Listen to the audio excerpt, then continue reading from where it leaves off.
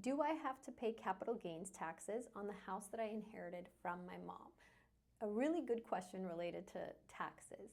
So if you inherited a piece of property from a loved one and it's now owned by you personally, the question is, what happens if you sell that property? Are you going to incur taxes on the actual profits that you've made on this property when you went to sell it?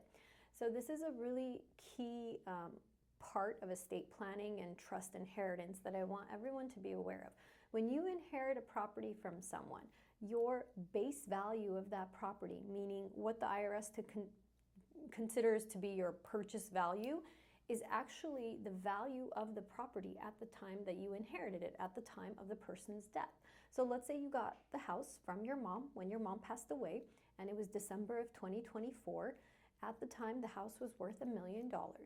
When you inherited that property as of her date of death, your base value is $1 million. Fast forward 6 months later, you decide to sell your property. If you sell it for $1.5 million, you have a $500,000 gain or profit that the IRS wants you to pay taxes on. Because in that scenario, your sales price is 1.5, you take away from it, you subtract the 1 million base value, and you have a difference of $5 million. Now, it's pretty rare that there will be such an increase in value between a 6-month difference in price, but it's something to consider when you go to sell it. You always take away or subtract the base value, which is the value at the time of the death. Not the value that your mom bought it for in the 90s for like 100,000.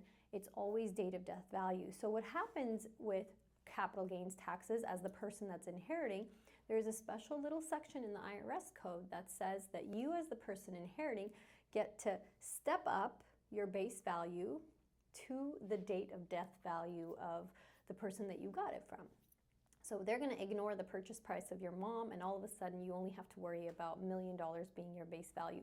This is a huge advantage for those of you that are inheriting assets, and it's the huge difference, it's like the key difference between inheriting it and being gifted the property during lifetime. Now, in that same scenario, if you didn't inherit because of the death of the parent, like it didn't come to you after the death, it came to you because your mom thought like, well, I'm not going to go see Armine and do a trust.